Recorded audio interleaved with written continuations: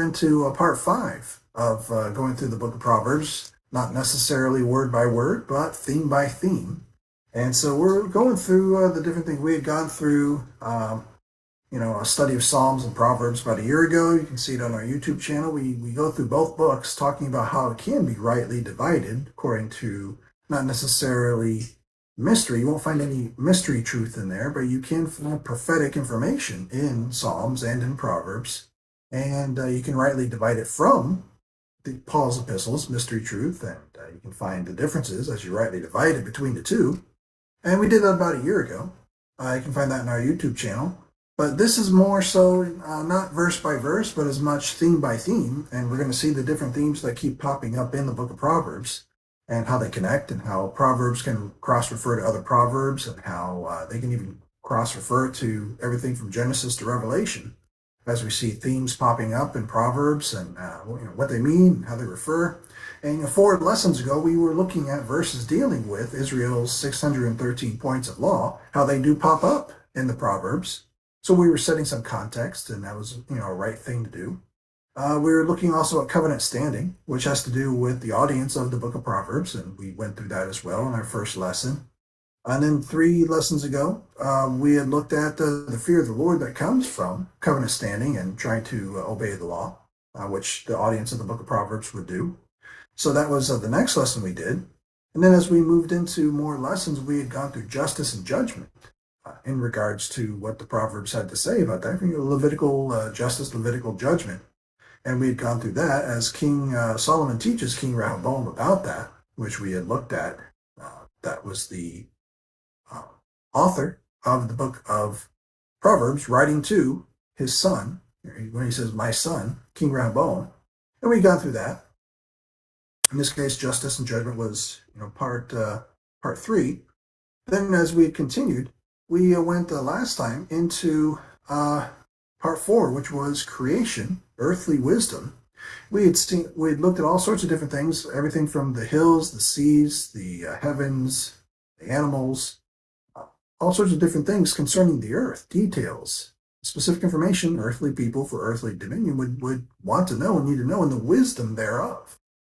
And so we had seen Proverbs dealing with those things. And so we were getting a lot of context for not only the people, but the themes that have to do with this book.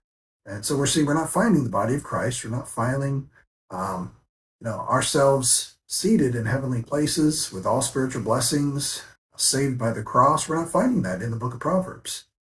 We are finding something totally different, which matches a different audience, and that's going to be Israel under the law and covenant standing, working their way, for good standing through good works, or works as much as they can. And so we've went through this so far, and this is what we've seen so far. And you get a lot of good spiritual lessons out of this for the body of Christ. You can spiritually put together a lot of moral truth from this. There's nothing wrong with that. You can read the Proverbs and say, well, this is a good spiritual nugget I can learn from, but this is not information I should literally go out and do, as this is written to a different audience, but I can learn from what's written here and see how it can benefit me spiritually or otherwise. So, but to understand that this is all literal, when you're in the covenant standing, we don't have any covenants today. We're not in any covenants today. Not with God, at least.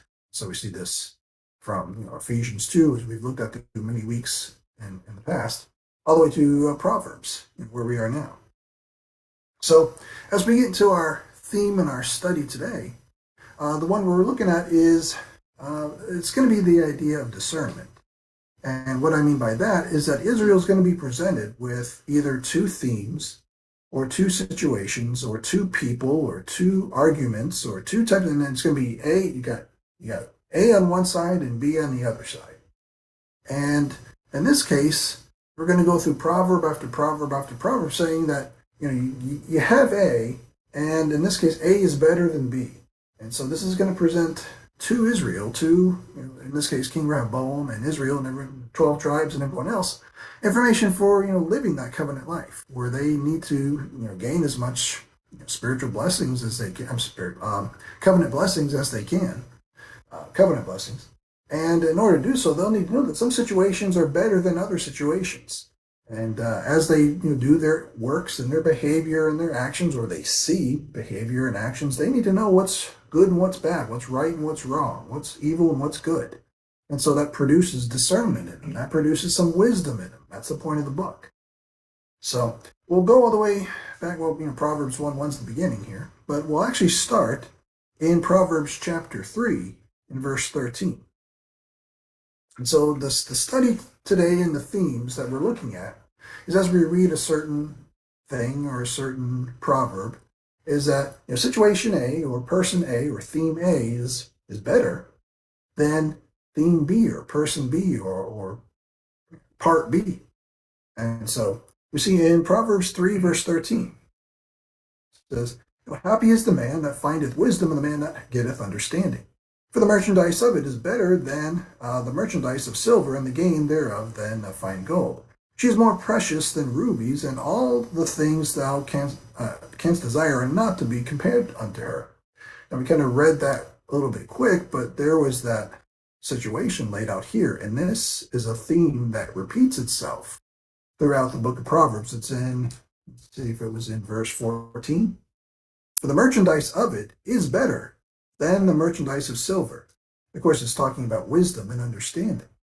And so it's presenting a situation in Israel where A is better than B. Wisdom is better than the merchandise of silver, and the gain than of fine gold. It's better to have wisdom and understanding than it is even to have gold and silver. You could use your wisdom and your understanding to get gold and silver and so on and so forth.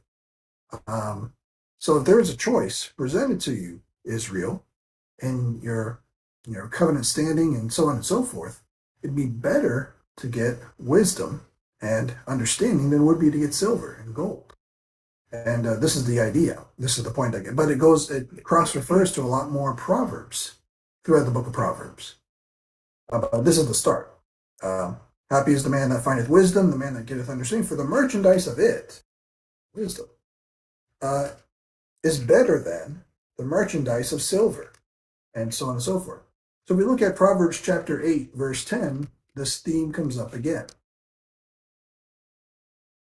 Proverbs chapter 8, verse 10 says, receive my instruction and not silver, and knowledge rather than choice gold.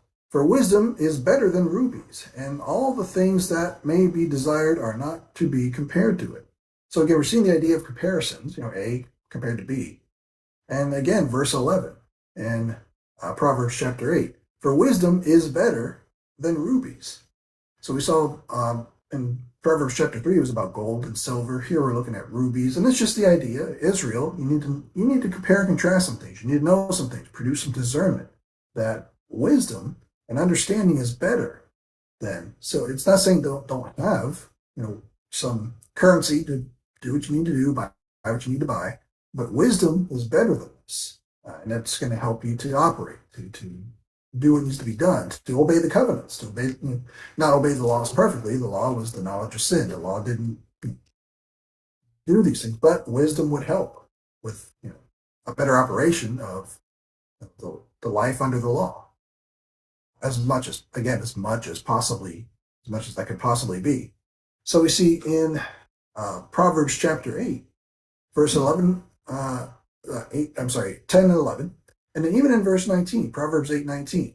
Again, he says, my fruit, based on wisdom and so forth, is better than gold, yea, fine gold, and my revenue than choice silver. Still talking about wisdom, just like we saw in Proverbs chapter 3, just like we see in Proverbs chapter 8. And we talked even a little bit about this last week, how the book of Proverbs talks about how the Lord lays up sound wisdom, and the Lord and God is wisdom. In the book of Proverbs, God is, projecting wisdom, giving wisdom. He is wisdom. He lays up wisdom.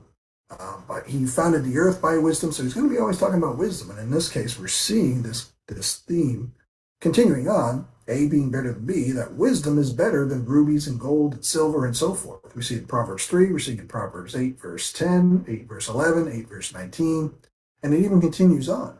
Look at Proverbs chapter 16, verse 16.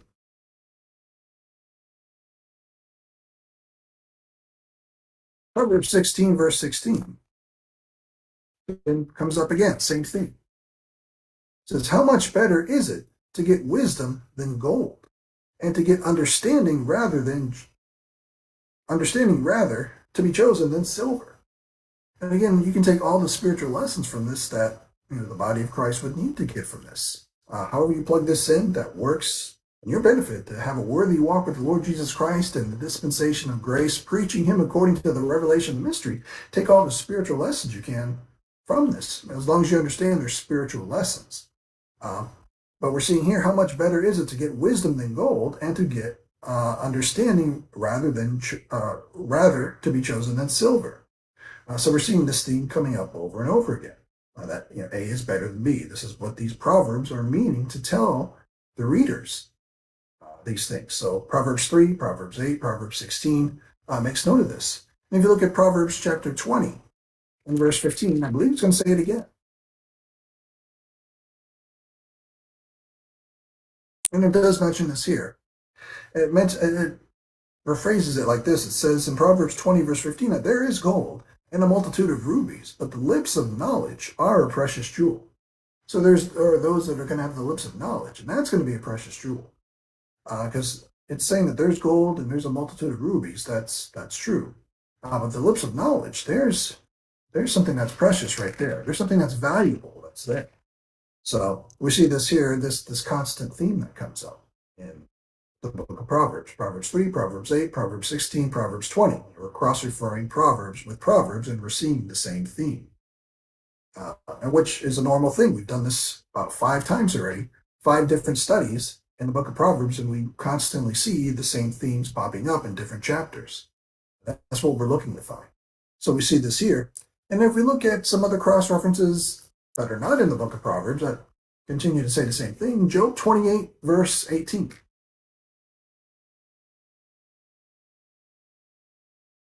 Job 28, verse 18 talks about the same thing.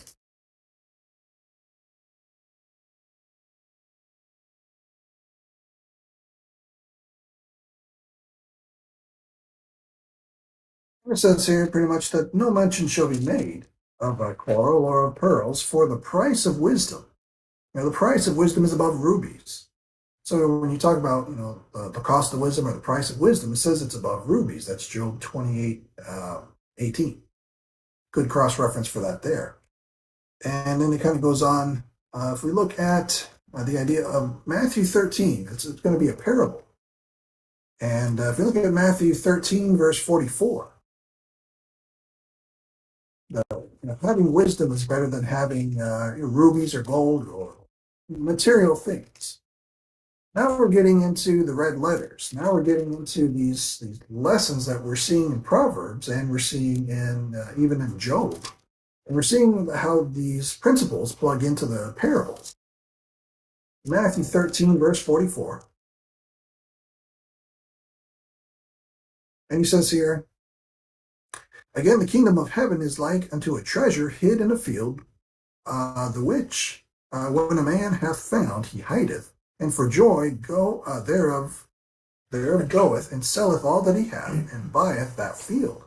Again, the kingdom of heaven is like unto a merchant man seeking goodly pearls, who, when he hath found one pearl of great price, went and sold all that he had, and bought it. Now again, you see in verse, looks like 44 and 46, it's going to go down a study we're not ready to have this week. But you see a phrase in here which you can associate with what the Lord tells the little flock of Israel. Again, having to deal with that wisdom is more valuable than jewels or gold or silver or whatever it may be, currency in other words. It's verse 44, Matthew 13, 44. Says, treasure hidden in a field, which when a man hath found, he hideth, and for joy thereof goeth, and selleth all that he hath. Now we've heard that instruction, go and sell all that you have. We've seen that in Luke 12, 33. So we're seeing the lining up of that instruction, go and sell all that you have. So again, the parables, when somebody finds the kingdom of heaven, they're to go and sell all that they have. You see it in verse 44, you see it in verse 46, comes up twice. But wisdom is going to be more valuable, or the kingdom is going to be more valuable than rubies, or gold, or silver, or the currency that they're currently having, which helps these people in the red letters avoid the mark of the beast later on down the road. Okay, we're going way deeper into where it needs to be, but the point is that wisdom is greater than ruby. Kingdom wisdom, the wisdom of the kingdom of heaven for this audience in the red letters will be better than gold or silver or whatever it may be, the mark of the beast or the economy at that time. So this is what we're learning from what we're seeing just there in Proverbs. And that's just Proverbs chapter 3, verse 13, and all those cross-references that have to do with that, that lead into all those other cross-references, Proverbs with Proverbs, and then Proverbs with Job and Matthew, even leading into Luke 12. So we see that there, but we're going to see even more that have to do with the situation of how A is better than B. We just saw how wisdom is better than gold or rubies or precious stones or whatever it was. If we look at Proverbs chapter 12 and verse 9, because again, Israel needs to be able to know that there's certain things that are better than other things. And Israel needs to strive for that or work for that or understand these things, that this is what needs to be. Here it is here. Proverbs 12, verse 9 says, "He that is despised and lacketh a servant is better than he that honoreth himself and lacketh bread." Again, instead of having two items, wisdom and riches, you've got two people here. It says, "He that is despised and hath a servant," one guy, "is better than." You've got A is better than B. Person A is better than person B. "He that is despised and hath a servant is better than he that honoreth himself and lacketh bread." So you're getting Israel that needs to be able to discern not only what types of things, one thing's better than another thing, but people in certain situations are better than others. I don't want to be that person in situation B. I want to be that person in situation A, and otherwise. So we see that there, and we see in verse 9, he says, "He that is despised and hath a servant is better than he that honoreth himself and lacketh bread." And so just a quick idea there. If you look at Proverbs 13, verse 7, this is sort of a cross-reference for that. It says, there is that maketh himself rich, yet hath nothing. There is that maketh himself poor, yet hath great riches. So there's a good cross-reference there. But if we look back at Proverbs 12:9, when it talks about this, we're seeing there, says, "He that is despised and hath a servant is better than he that honoreth himself." A person may honor himself, in this case of Israel. They may honor themselves because of the tribe they're in, or because of the lineage they have, or because of whatever it is. But it says that they honor themselves and lack bread. So they may honor themselves so much that they're not going to do good works. They're not going to try to have a covenant promise. They're not going to try to work for any good covenant standing. And they may therefore lack bread or blessings or whatever it may be because of that. But it says there, you can be despised, possibly for doing all that which is right. John the Baptist was despised by certain audiences in Matthew chapter 3, Pharisees, Sadducees. So he is despised and hath a servant, is better, and that's just an example, is better than he that honoreth himself and lacketh bread. And so you're seeing just an example of this, but you're seeing there's A being better than B. And this is what Israel's to understand. Just like wisdom is better than riches. They're to put this together and say, there are certain things that I need to sharpen my discernment with, or they need to sharpen their discernment with as they head for their kingdom. And they understand that's something that's going to be coming up in their future. And it's to sharpen their understanding, to have that discernment towards certain things, certain items, certain ideas, certain situations of people. So we see that here. And then if we go to the next one, we're already moving on to the next one. Proverbs 15, verse 16. Now, Proverbs 15, verse 16.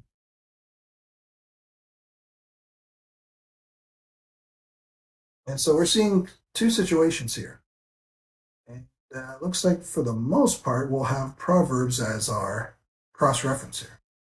And that's Proverbs, 15, 16. It says, "Better is little with the fear of the Lord than great treasure and trouble therewith."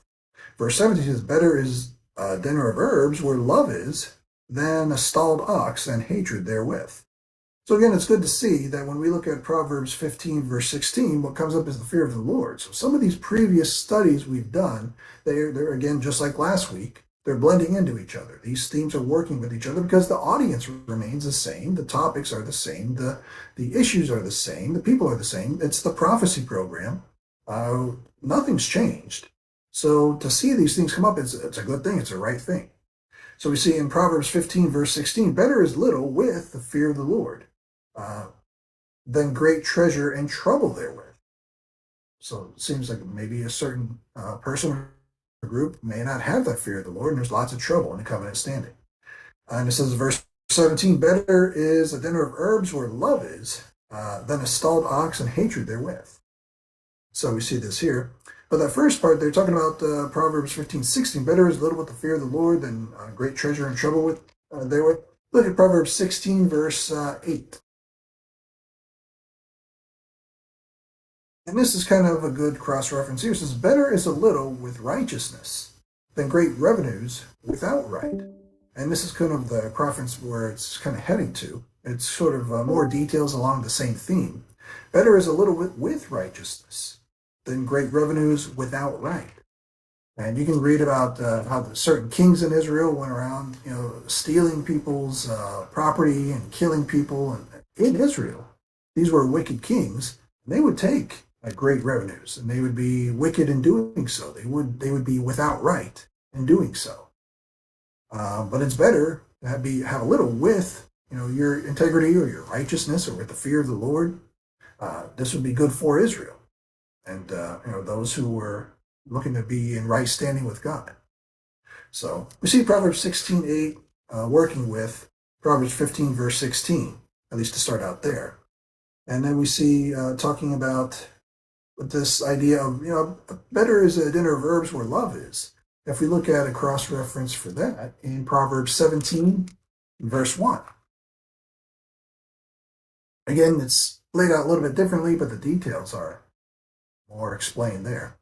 Proverbs 17:1 says, better is a dry morsel and quietness therewith than a house full of sacrifices with strife.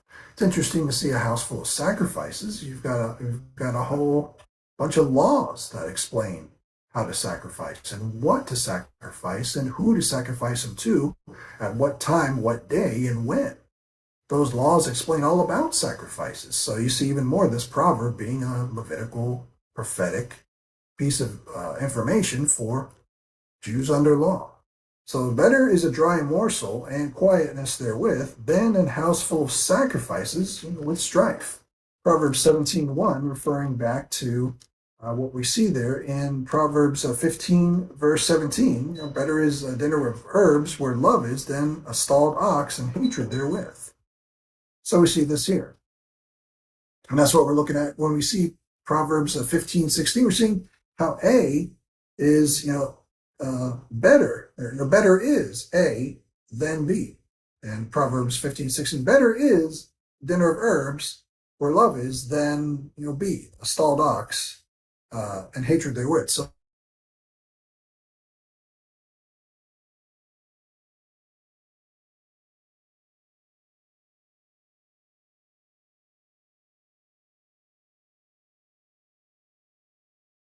them up and to see that there are some things. Now, not everything is equal. Not everything is to be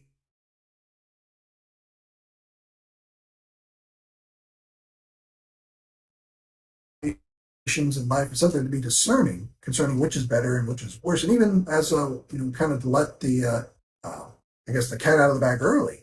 Paul even talks about having understanding a more excellent way. Show I unto you a more excellent way. We'll look at that towards the end. Paul talks about that and approving things that are more excellent. We'll get into that later. But we're seeing this as we go through Proverbs 15 verse 16. But if we look at the Proverbs 16 verse 32, Proverbs 16 verse 32, we're going to see A is better than B. And again, it comes up here. A, he that is slow to anger is better than the mighty, and he that ruleth his spirit, than he that taketh the city. So again, verse 32 presents two people for them to consider. And so we see this here. And we're going to look at 3 proverbs that cross-refer to this. Slow to anger is better than mighty, and he that ruleth his spirit is better than he that takes a city. Look at Proverbs 14, verse 29. See, back here a couple chapters over. Proverbs 14, verse 29. And then it's the same concept in a different proverb. It says, he that is slow to wrath is of great understanding, but he that is hasty of spirit exalteth folly. See this here, Proverbs 14, 29. Proverbs 15, verse 18 says that a wrathful man stirreth up strife, but he that is slow to anger appeaseth strife. So we see this in Proverbs 15, verse 18, and then Proverbs 19, verse 11 says that the discretion of a man deferreth his anger, and it is his glory to pass over a transgression. Again, all these cross-references go back to looking at Proverbs 16, verse 32, and they add more details, they add more information into ruleth his spirit than he that taketh a city.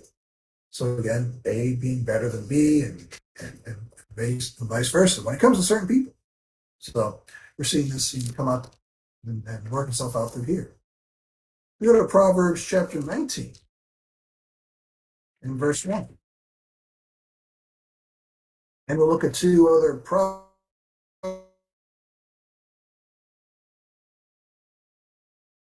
Better A than B, or A is better than B. Better is the poor that walketh in his integrity than he that is perverse in his lips and is a fool. So we see this here, that the poor that walks in their integrity is better than he that is perverse in his lips and is a fool. It could be a rich person, perverse in his lips and ends up a fool, but it's better to have a poor individual that walks in their integrity. So we know the verses about how the Lord looks at the heart, sees what's in the heart, and it's better if you have someone who's poor that walk in his integrity. It's a good thing. For a cross-reference for that, if you look at Proverbs 19, verse 22, comes up again in the same chapter. The desire of a man is his kindness, and a poor man is better than a liar. So again, we were seeing about their perverse lips and so on and so forth. A poor man is better than a liar. And so we see this here coming up there. And then Proverbs 28, verse 6 comes up again. Proverbs 28, verse 6.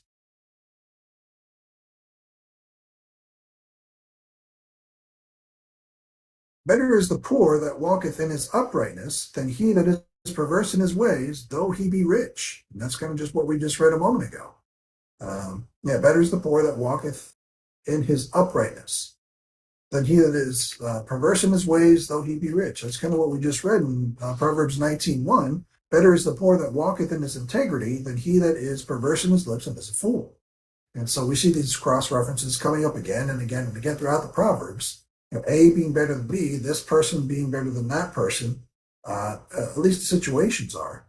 And this is letting Israel know that there are certain things that are going to be better than other things as they're in a covenant standing. And it might be well for them to consider that, if there's somebody, whether it be in their tribe, in their family, in their area, that is more in this direction than this direction, they may want to help them out, in a wise way, with wisdom, with that Levitical wisdom or covenant wisdom, and help them and see that, I think you're more towards the B side. Let's get you more towards the A side and get you, kind of sharpened up on some things. Now, whatever it may be, however this works for them. And so this is, and of course, again, the body of Christ can spiritually learn all the lessons they want from this. But we're seeing how this plays out, with this theme again and again. Look at Proverbs 21, verse 9. We'll see, another theme come up here. Still being that A is better than B. Proverbs 21, verse 9. We read this all throughout the book of Proverbs. Proverbs 21:9 says, it is better to dwell in a corner of the housetop than with a brawling woman in a wide house. So it's talking more, it's better to sit in the top of a house, at a corner of the top of a house, than with a brawling woman in a wide house. We see this, and so now we're going to see this theme come up again and again. Situation A is better than situation B, and so that's Proverbs 21:9. We look at Proverbs 21:19. Proverbs 21:19, it repeats. It says, better to dwell in the wilderness than with a contentious and an angry woman. It says this here. Then we look at Proverbs 25:24.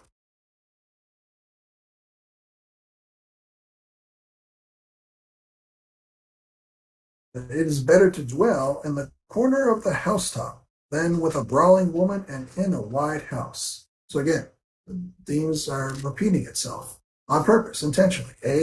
Situation A being better than situation B. Person A better than person B. Thing A better than thing B. It's an intentional comparison on purpose. So we see that there. And they're going from Proverbs 21 to 25. Different verses in Proverbs chapter 21 and different verses in Proverbs chapter 25. So we see that there.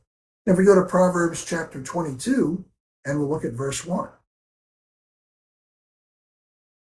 And for this one, we're not going to compare cross-refer Proverbs with Proverbs. We're going to go outside of Proverbs to look at more of this. But it says in Proverbs 22, verse 1, it says, a good name is rather to be chosen than great riches, and loving favor rather than silver and gold. So we see this, A being better than B. This good name is better than great riches, and a loving favor rather than silver and gold. Mentions this here in 22:1. If we look at Ecclesiastes chapter 7 in verse 1, here's a good cross-reference to this proverb.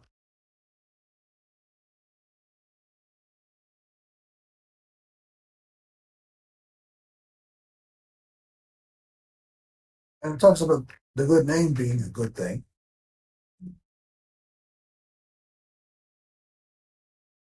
That's Ecclesiastes chapter 7 and verse 1.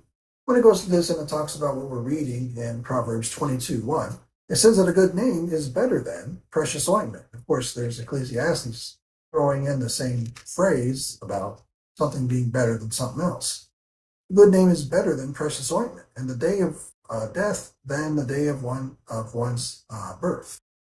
But again, a good name is mentioned. So it's a good cross-reference there. So there's a good layout for that, as we see it in Proverbs chapter 22, verse 1. If we continue, we'll go to Proverbs chapter 27, verse 5.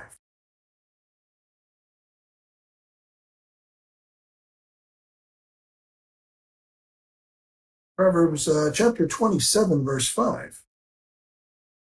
Again, A being better than B. It says, open rebuke is better than secret love. So again, they can, as they hear these different situations, and they go about their day in Israel and their tribes, they meet people, they go through certain situations, they have things that they do to people and that people do unto them. They think about, this is a good thing and this is a bad thing. They sharpen their understanding to understand, this was a bad thing that just happened to me. Or this is a bad thing that just happened to them, or this is a good thing that happened to me, and this is a good thing that happened to them, because they have things that they can compare themselves to. They have this wisdom from God to Solomon, from Solomon to Rehoboam, and from Rehoboam, essentially it's written to Rehoboam, but then it gets passed out to all of Israel, and eventually to all of us throughout time in the Bible. Then they can read these comparisons. So we see in Proverbs 27, verse 5, open rebuke is better than secret love. And for a good comparison, we look at Proverbs 28, verse 23. Proverbs 28, verse 23 says that he that rebuketh a man afterwards shall find more favor than he that flattereth with the tongue.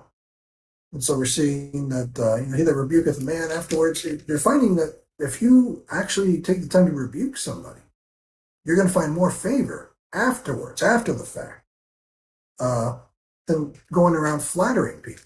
And you think that there's how many people do that today? So again, it's a spiritual lesson you're learning for the body of Christ, that the truth is still there. Spiritual truth, moral truth, You go and you rebuke somebody, you're worried about what they may say or what they may do, but you're actually finding after the fact, and they come to the realization, if they do come to the realization of the truth, that what you said was correct, after the fact, it says there that you'll find more favor with them that if you keep trying to flatter somebody. So we see the Proverbs 28 verse 23 working with Proverbs 27 verse 5. Open rebuke is better than a secret love. So we see that there. A being better than B. Situation A, person A, whatever it is. Proverbs 27 verse 10, just 5 verses down, goes forth and says, Thine own friend and thine father's friend forsake not. I neither go into thy brother's house in the day of thy calamity. For better is a neighbor that is near than a brother far off. And again, it's more so talking about, don't forsake your father's friend or your own friend, and don't go into your brother's house in the day of their calamity. But you're seeing there, for better is a neighbor that is near than a brother far off. When your day of calamity comes, it's better to have a neighbor nearby than, say, a brother that's too far off, in distance-wise or otherwise. So, when you need the help, you'll get the help, even if it's a neighbor nearby. It's better to have that neighbor close by. But we see that in Proverbs chapter 27, verse 10. If we look at some good cross-references that come back to the same theme, Proverbs 17, verse 17.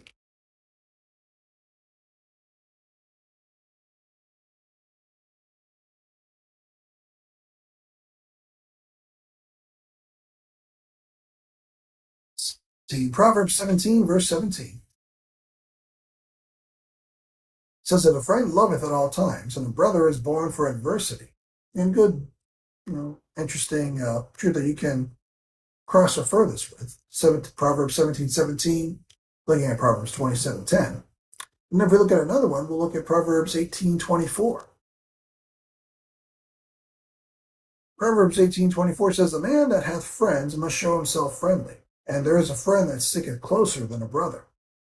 And so it's good to see more about, friends, brothers, neighbors, so on and so forth. But, when we get down to the core of it, and we see that A is better than B, and we look at it from a perspective of Proverbs chapter 27, verse 5 in this case, and we're seeing whether it be a theme of an item A is better than item B, situation A is better than situation B, person A is better than person B. We're seeing, Proverbs 27:10, 5. Proverbs 27:5 says that, for better is a neighbor that is near than a brother far off. And so we're seeing that this is, again, the situations that they lay out. When Israel needs help, when Israel needs whatever it is that they need, or they need to know the person that they need to go to, just so many different situations can be brought up from these proverbs that are helping them out.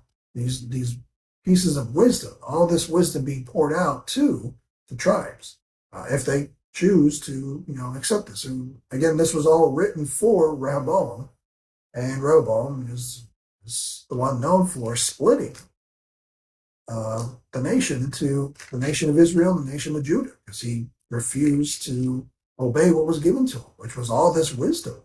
So see that there. That's Proverbs 27, verse 10. Working out with Proverbs 17:17 and Proverbs 18, verse 24. Then if we look at Proverbs chapter 31, let's see, we'll go there. Proverbs 31, verse 10. And this is just a good proverb. May not necessarily be A is better than B, but it's meant to be. Proverbs 31, verse 10 just says that who can find a virtuous woman, for her price is far above rubies. And this almost goes back to what we read in the very beginning about wisdom being better than rubies, wisdom being better than currency and gold and everything else. And so we're seeing that a virtuous woman is priced far above rubies. We look at Proverbs 20 and verse 15.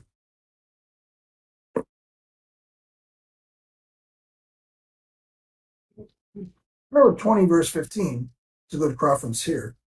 And we looked at this a little bit earlier. It says, there is gold and a multitude of rubies, but the lips of knowledge are a precious jewel. And so we saw how this worked out as a good cross-reference, even when you're looking at the idea of a virtuous woman from Proverbs 31, that that her price is far above rubies. So this works out well, even as we refer it back to even the first thing we had looked at with Proverbs 3, talking about wisdom being more precious than rubies. And we had looked at Proverbs chapter 8, verse 10 and 11 and 19, Proverbs chapter 16, verse 16, Proverbs chapter 20, verse 15, brought it into Job 28, brought it into Matthew 13. So these are the A is better than B Proverbs, where you're seeing intentional comparisons that will help Israel, that will allow them to have situations presented before them where they can compare and contrast. They can add this into their understanding as they operate and as they work, and they're in their covenant standing, and they have that fear of the Lord, or they should at least. And so now they have situations that they can have placed before them, and they can have scenarios that they can work out. People, places, things, ideas, and they can know that one thing is actually going to be better than the other. It's not all the same. They don't need to fall into all sorts of whatever comes before them. They can actually discern, think, and operate according to what they have as the law and the covenants and everything else. And they still have the word of truth being poured out this time. They have the law and the prophets. They have the prophets there as well. They have God speaking to them. So this is quite a bit that they have going on here. So this is just the first part that we're studying. What we're going to get into next time, and there's going to be a lot more going on, so we're going to do an interesting study as this continues to go on, is not so much, this is just part one, how the discernment kicks in when you see the situation A is better than situation B, or more so that Israel does.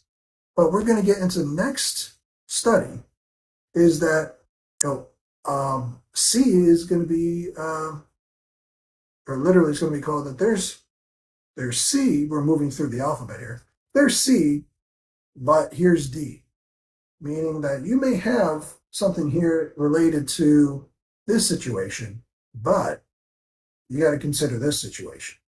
So it's not so much compare and contrast, it's you now have situation C and situation D, and there's this, but there's this. And we're going to get into that next time. And I'm trying to see if I've got something I can quickly look at, where I can give an example.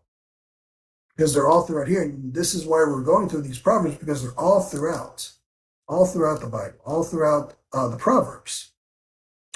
And yeah, here's an example. Proverbs 14, verse 16. I'm just picking one out of the multitude that we're going to go through on Wednesday. Because what we went through today was A is better than B. We saw that this situation is better than this situation, and this person is better than that person, and this thing, wisdom is better than rubies, and this is better than that. So we were seeing what was more excellent, what was better. What we're going to get into on Wednesday is that, say, Proverbs 14:16 as the example.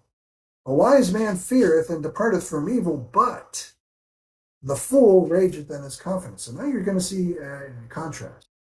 We looked at comparison. You're comparing and contrasting. We just looked at the comparing today. Next time we're going to look at the contrasting. You're going to see here's C, but now here's D. Just as today, here's A. A is better than B. On Wednesday, here's C, but here's D. So we're kind of picking out four letters of the alphabet, but we're seeing that C, you got C, but here's D. We need to contrast the two. This time today, it's A, here's A and B. A is better than B. And Israel, you need to consider that.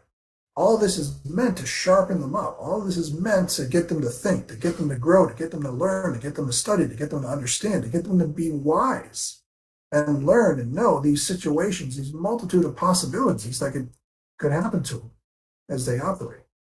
And so as we read this, you see that the sentence structure, the theme comes up again and again and again and again and again, that a wise man feareth and departeth from evil, but something else happens here too. And you read this over and over and over again. Like verse 18 of chapter 14, the simple inherit folly, but the prudent are crowned with knowledge. And it just keeps going all throughout the book of Proverbs. That's next study. But one thing we didn't do is we considered A is better than B, and we were seeing that there are things that are, as we continue to study the book of Proverbs, is that A is supposed to be that which is more excellent than B. And we had talked about this a little bit initially, that even the Apostle Paul talks about for the body of Christ. He says, consider things that are more excellent. If we look at 1 Corinthians chapter 12, verse 31. Now, this is our pattern talking to us in dispensation of grace. 1 Corinthians chapter 12, verse 31.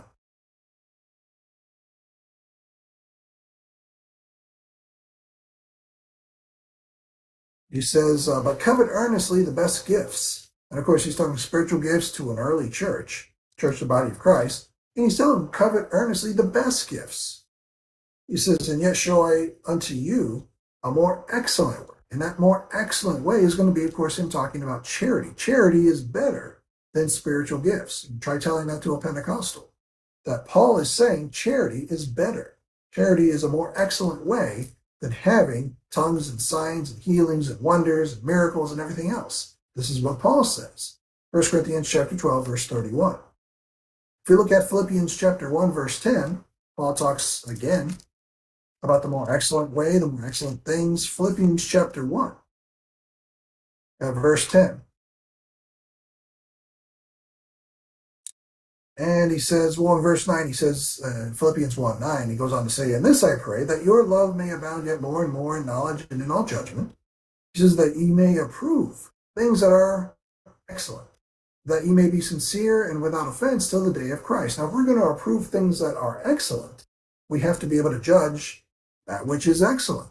And how would we do that unless we use our judgment and our discernment to do exactly that? So we have to be able to approve things that are excellent. And Paul says he's going to show it to you a more excellent way because he's using his judgment. And he wants the Corinthians to covet earnestly the best gifts, not the worst gifts, because there are such a thing as good and bad, right and wrong, best and worst, excellent, and things that are maybe not the most excellent.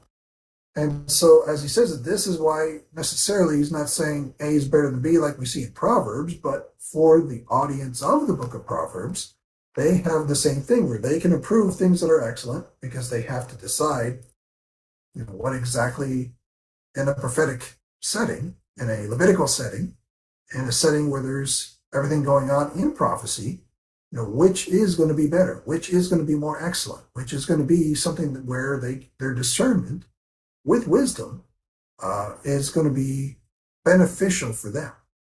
So we see that there. And even Paul's telling us the same concept, same principle today, whether it be Philippians 1:10, 1 Corinthians 12:31, we need to approve things that are excellent as well.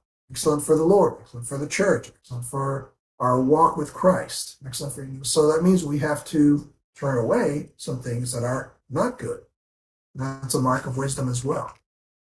So we see this throughout the Bible. We just rightly divide the instructions and rightly divide the word of truth, and we see how things come up differently for different people at different times. And it's the right thing to do so. That's 2 Timothy 2:15.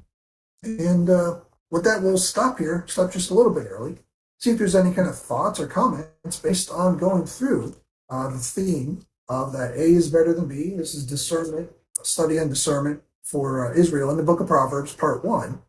Which is actually our study throughout Proverbs, part 5. And we'll get into Wednesday where we do, here's C, but then again, here's D, which is going to be part 2 of our study of discernment, which is actually part 6 of our study of the book of Proverbs. So we're doing all this part 1, part 2, part 5, part 6, but this is lesson 5. Next Wednesday, lesson 6. And yet we're doing part 1, part 2 of a big study on discernment as we continue through the book of Proverbs. And then after that, we'll continue and continue. So with that, we'll stop here, see if there's any kind of thoughts or questions on everything we're going through, and see if there's anything we have based on what we're studying in the Word of Truth.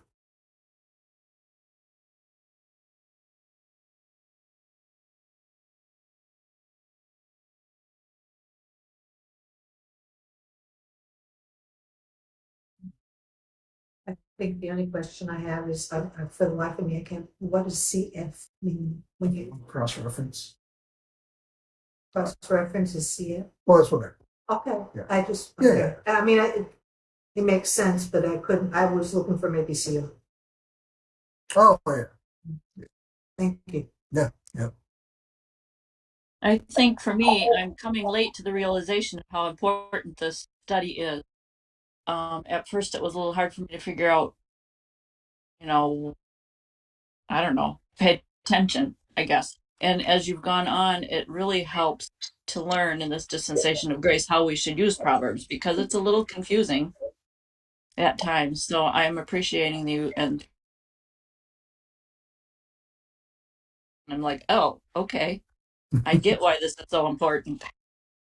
Yeah. So I appreciate it. Well, you're welcome. Yeah, we were talking before, and we were seeing that there's really not too many people, mid-Acts dispensation have gone through the book of Proverbs and have done a lot of studies. I think there's been one or two or three or four that have gone through the book of Proverbs, but there's not much out there on it. So we might be, groundbreaking on the book of Proverbs, and people might find this study years down the road and say, well, they got the ball rolling, but we're going to build on this and make it even better and make it even stronger and hopefully have something for mid-Acts people 10 years down the road or 5 years down the road, whatever it is. So, but yeah, it's when you start to see the context of the people and the audience and the covenants and the law and the land and the promises and then you see how they think and why the Proverbs are kind of written the way they're written. Then it really kind of starts to dig in even deeper and say, this is really not my book. I mean, Right.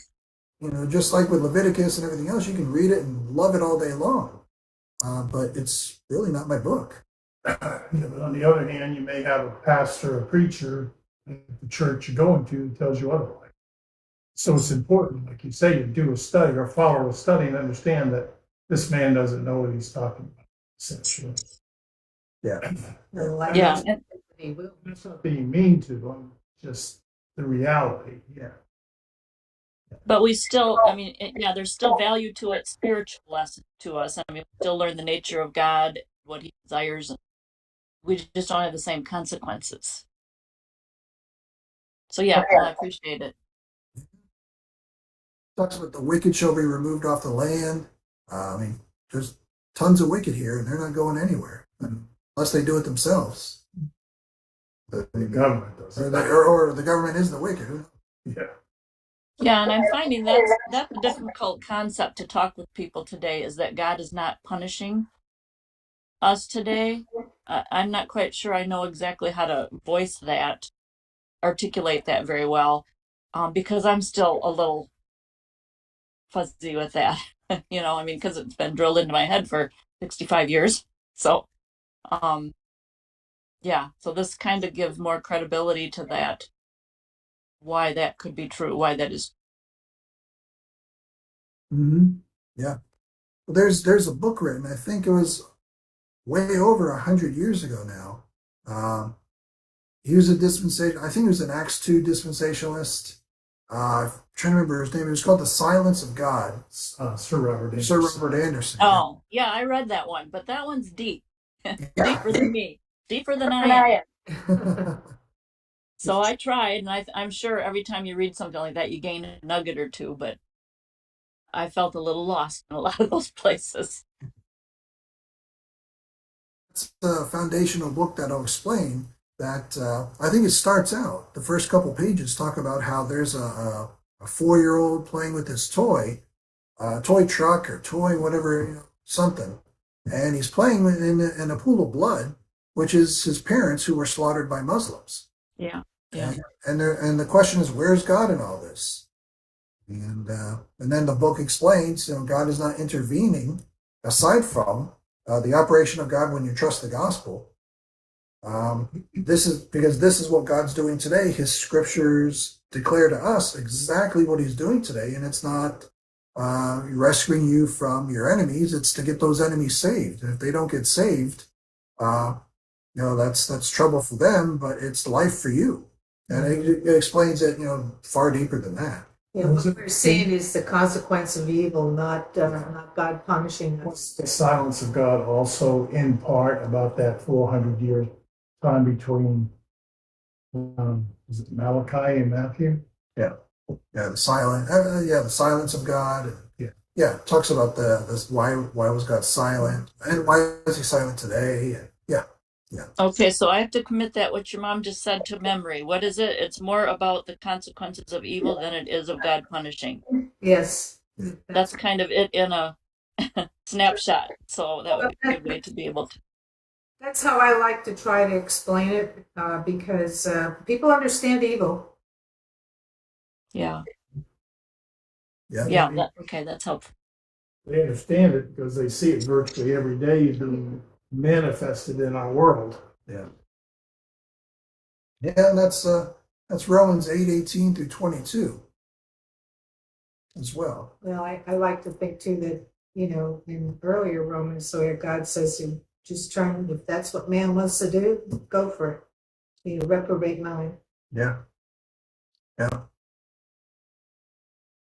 And of course, technology doesn't help either, because now we know instantly when things happen. A lot of this stuff may have gone on years ago as well. We just weren't as aware. Now it's in our face. Yeah.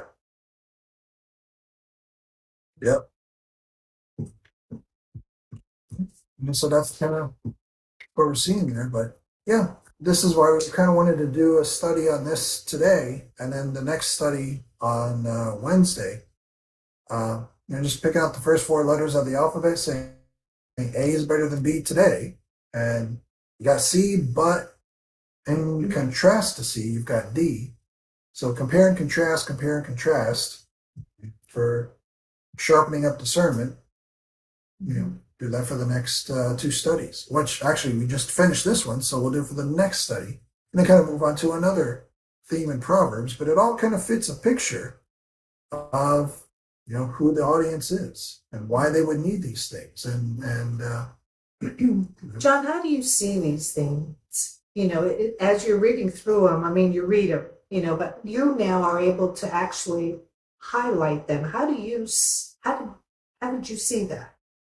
well, it takes going through and seeing the familiar topics that come up. Mm-hmm. You gotta study and look through and see You what's yeah. yeah, you gotta see the constant, and you gotta take a concordance. Yeah, you have a concordance and you see the common themes that constantly pop up. And you can even go through and look for, just to, you can look for the body of Christ in Proverbs and find like nothing.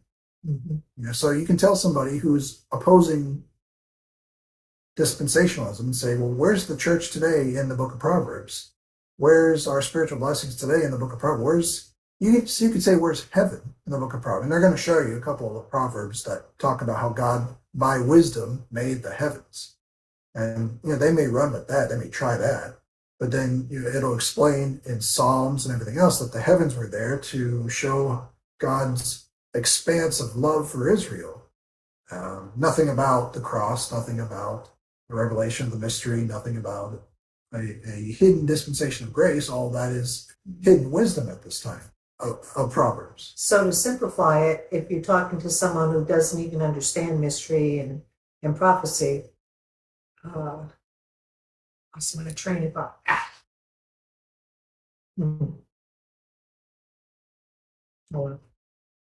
Oh, where is the cross? Yeah, you got to ask them, where's the cross? Because then they can, that's something they won't be able to find, Well, they won't find it. They may try to add it. Yeah, but they can't. They can't find it. It's not there. So to do that, and then maybe get into mystery and prophecy and all that kind of stuff. Yeah.